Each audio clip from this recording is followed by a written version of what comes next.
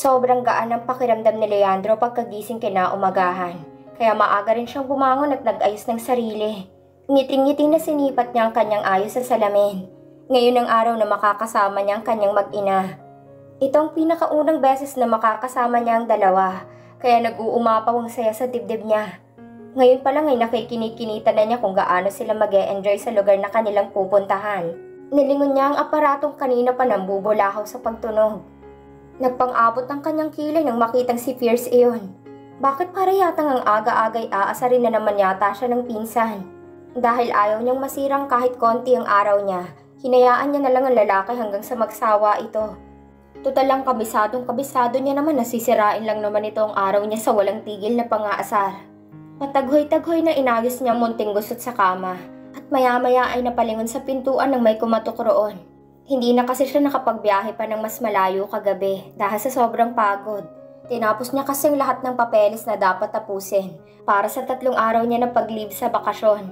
Kaya imbes na sa kondo na katabi ng kay Arnie siya umuwi, ay doon niya napagpasyahang umuwi sa isa pa niyang kondo. Tinungo niya ang pintuan at magaan ng bukas ng mukhang binuksan ng malawak ang pinto. Kaso wala siyang naabutan na tao sa labas. Sa halip ay isang envelope ang nakita niya sa tapat ng kanyang pintuan. Nagpalinga-linga siya sa paligid at nagbabaka sakali na makita niya kung sino man na naglagay nito roon. Kaso mukhang umalis agad ang taong nangahas na maghatid nito. Bigla tuloy ang kabang biglang namuo sa kanyang dibdib. Gayunpaman, pinulot niya ang nasabing envelope. Saka bumalik ulit sa loob matapos maisara ulit ang pinto. Naglakad siya patungo sa kama at saka tiningnan muli ang envelope na hawak. Tiningnan niya ang harapan at likod para magbabaka sakali kung may pangalan ba na nagpadala. But as expected, walang nakalagay na sender roon. Dahan-dahan niya binuksan ang envelope para malaman ang laman niyon. Pero para siyang natuod sa mga nakita. Nanginig ang mga kamay na tiningnan niya isa-isang mga larawang ngayong nakalatag na sa kanyang kama. Halos hindi niya magawang lumunok ng laway dahil sa pagkabigla.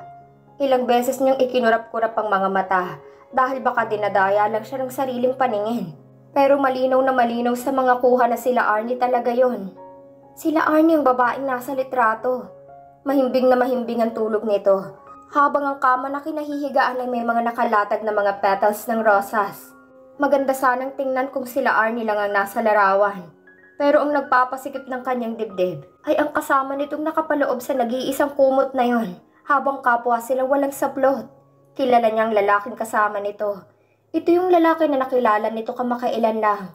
Sa pagkakaalam niya ay doktor ito. At siya ring pediatrician ng kanyang anak na si Trixie. Nanggalaiti siya. Kaya pala hindi nito sinasagot ang kanyang mga tawag kagabi. Buong akala niya'y maaga itong nagpahinga. Yung pala'y may iba itong nilakad na lingid sa kanyang kaalaman. Ang naramdaman niyang parang sasabog na pakiramdam kanina dahil sa sobrang tuwa ay nahalinhinan ng sobrang paninikip ng kanyang dibdib.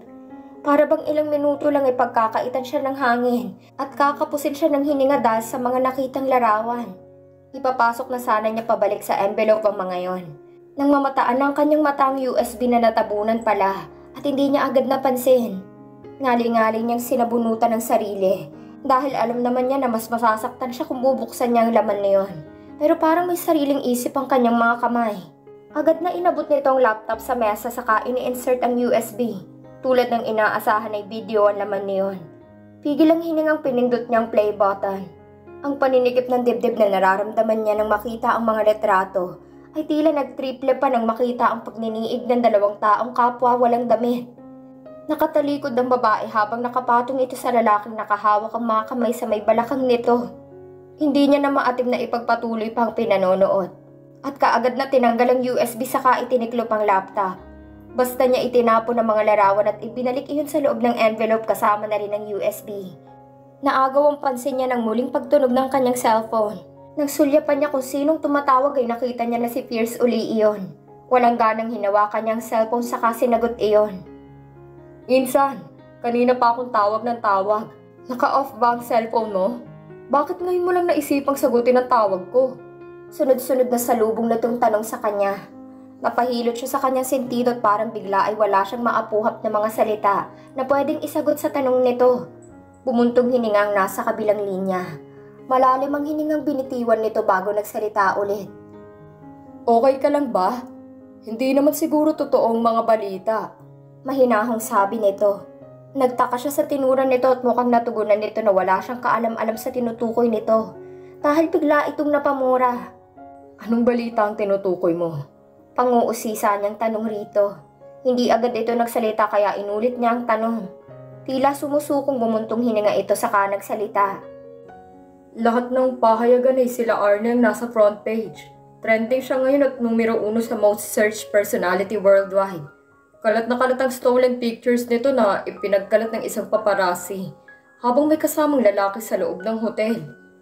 Parang hirap pa ito na ituloy ang susunod na sasabihin, kaya inihanda niyang sarili dahil baka hindi niya na mapigilan na magwala.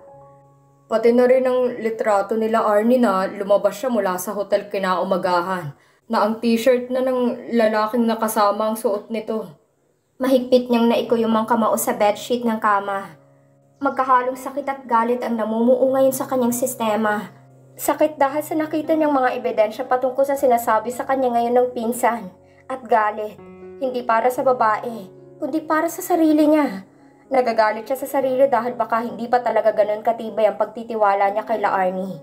Kahit ilang beses na niyang napatunayan na sa pagkakataong tulad ng ganito, ay maling akala lang ang lahat. Paano nga kaya kung sa pagkakataong ito'y totohanan na may namamagitan na sa lalaking yun at kay Arnie? At hindi lang yung basta gawa-gawa lang. Alam niya na hindi na niya dapat ulitin pa ang nagawang pagkakamali noon. Pero hindi talaga maiwasan ang kanyang isipan ng mga posibilidad. Napukaw lang siya sa malalim na pag-iisip nang tumikim ang nasa kabilang linya. Nga pala, nagpatawag ng meeting ang board mamayang alas 11. Nasabi ko na sa kanila na on leave ka, pero nag-insist pa rin sila na dapat nandun ka mamaya sa meeting. Sabi nito. Sige, pupunta ako dyan ngayon. Pinatay niya na agad ang tawag matapos magpaalam rito. Agad niyang pinulot ang envelope na nasa kama, saka iyon isinalid sa drawer. Nagbihis lang siya sandali at nang matapos ay diretsyo nang lumabas sa kondo. Pagkalulan sa kotse ay agad niyang minaniobra ang manibela, papunta sa kumpanya. Kalahating oras lang naman ang dumaan at agad na siyang nakarating. Pagka-park ng sasakyan ay lumabas na siya para pumasok sa establishmento. Nakita niyang nagsihiwalay ang mga empleyadong nakita niyang nag-uumpukan. Sa gawi pa lang ng pagtingin at agad na pagtahimik ng mga ito pagkakita sa pagdating niya, ay alam niya na agad kung ano ang pinag-uusapan ng mga ito. Parang kahapon lang ay narinig niya pa ang mga ito na nagbubulong-bulungan tungkol sa nangyaring photoshoot. Pero ngayon ay iba naman ang naisipang ipulutan. Bumalik ang mga ito sa kanya-kanyang pwesto nang bigyan niya ang mga ito ng masamang tingin, bago lumulan sa elevator paakit sa palapag ng kanyang opisina. Pagkabukas ng pintuan ng elevator ay sinalubong agad siya ni Fierce. Sadyang napakasipag talaga ng source nito at agad na nakapagsabi na naroon na siya sa kumpanya. Tumikhim ito para kunin ang kanyang atensyon. Nandun na sila sa loob. Ang aga nilang nakumpleto gayong sanay na tayong late palagi ang dating yung iba. Pinandilatan niya ito. Umakto pa ito na nag-zipper ng bibig. Saka siya sinabayan sa paglakad patungo sa conference room. Gaya nga ng sabi nito, kumpleto na lahat ang mga board members na naroon. Mukha yatang nagkasundo ang mga ito sa kung ano mang gusto nitong italakay. Kakaupo niya pa lang ay may agad na nagsalita. Siguro naman ay hindi kaila sa iyo ang issue na kinakaharap ngayon ang modelong gagawin nating endorser ng ating produkto.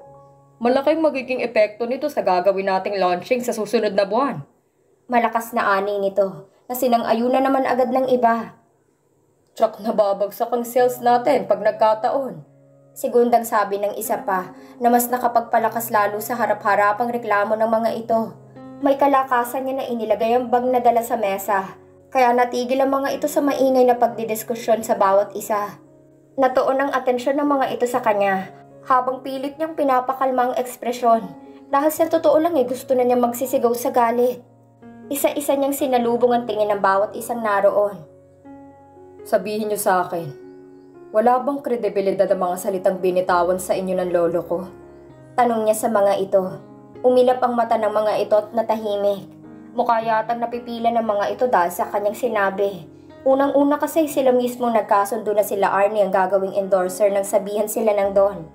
Kaya nga siya walang kaalam-alam at nabigla na lang sa bigla ang pagsulpot nila Arnie sa kumpanya. Ngayon, ikalma niyong mga sarili niyo. Walang bagsak na sales na mangyayari.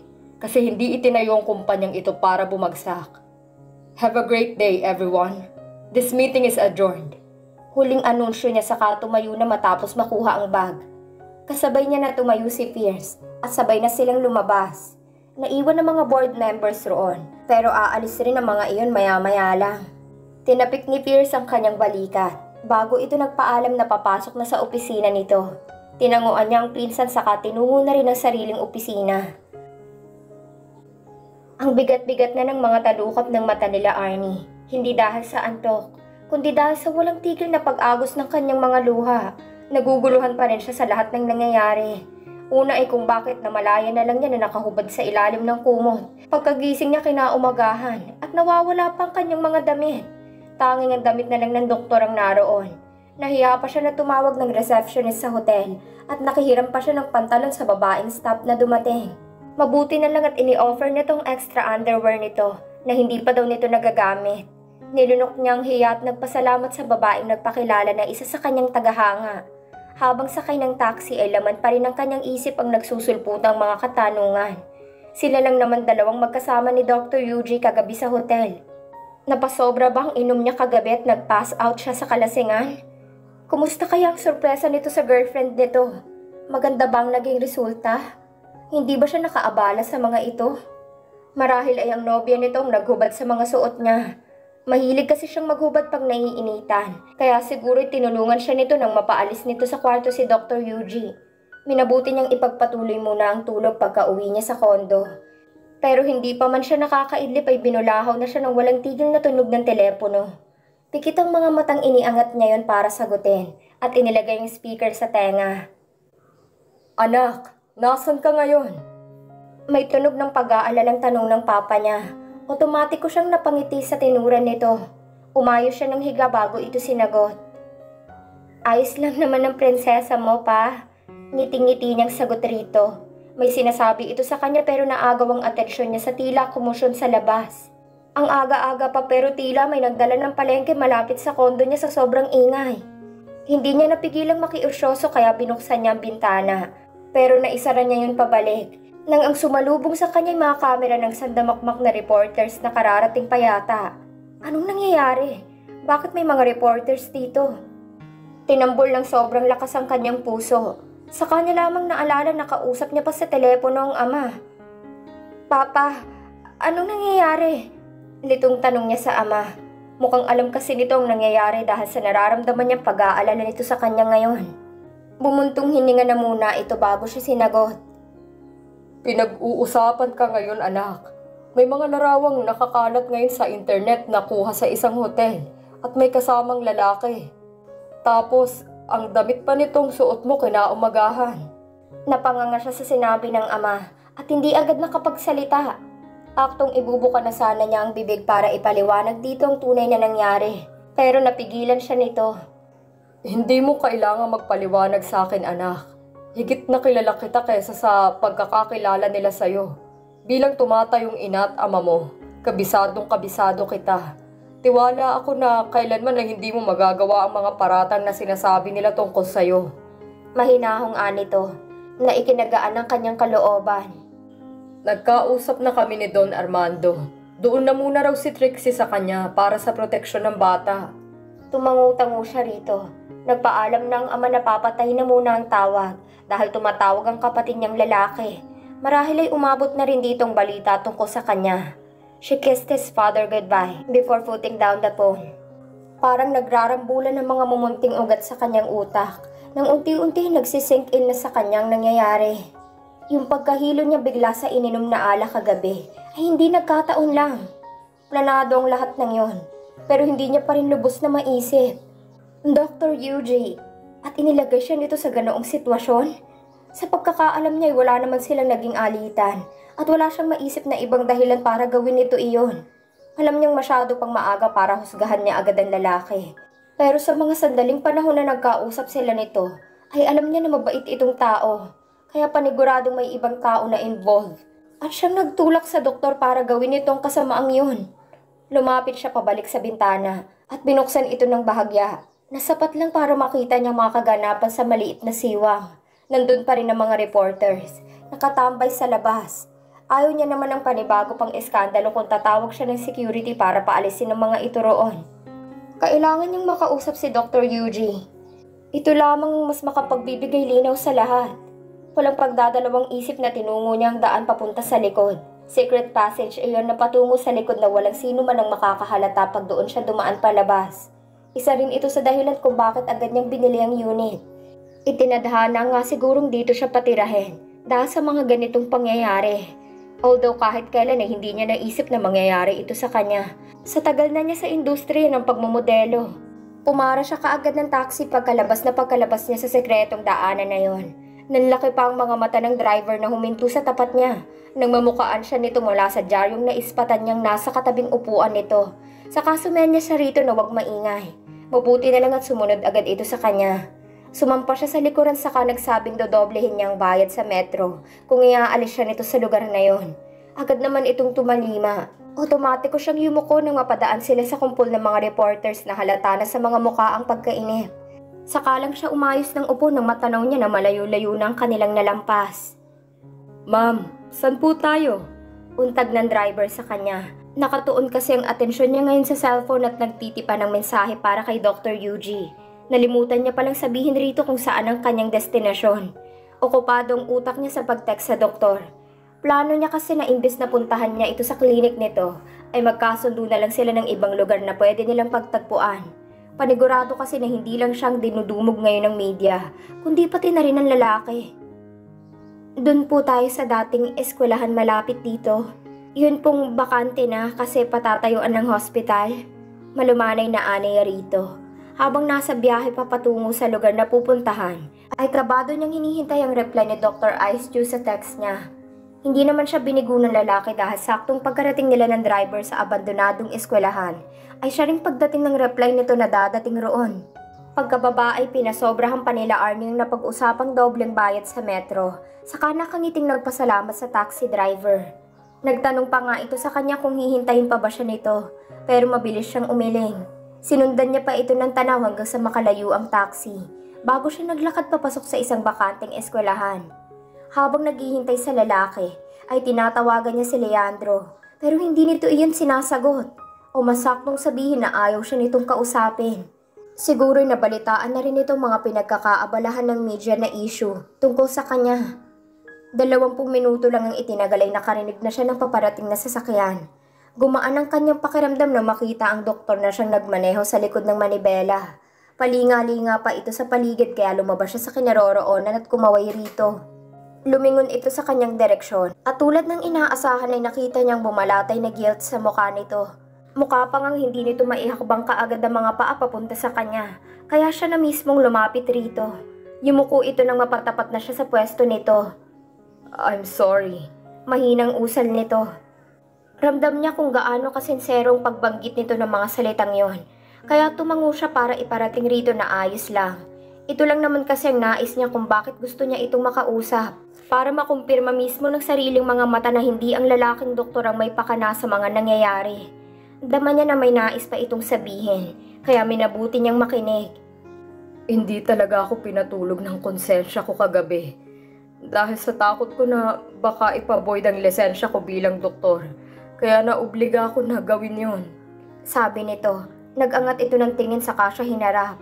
Si Cyril Constello ang may kagagawan nito. Anak siya ng isa sa mga founder ng hospital na pinagtatrabahuhan ni Papa. Sinabi pa niya na idadamay niya ang ama ko kung hindi ko gagawin ang pinapagawa niya. Umiwas agad ito ng tingin, saka nagpakawala ng malalim na buntong hininga bago nagsalita muli. Magdamag akong pabaling-baling lang sa higaan. Hindi ako mapakali sa nagawa ko sa'yo. Kaya naisipan kong tumawag sa papa ko para humingi ng pabor. Ipina-search ko sa database ng hospital kung may record ba si Cyril doon. Swerte naman na meron siyang access sa confidential information ng hospital. Kaya nakita niya agad kung sino ang doktor na kumukonsulta rito. Buti na lang at matalik kong kaibigan ng kanyang doktor. Kaya personal ko siyang tinawagan. Sunod-sunod na salaysay ni Dr. Yuji. Nakikinig lang siya sa sinasabi nito.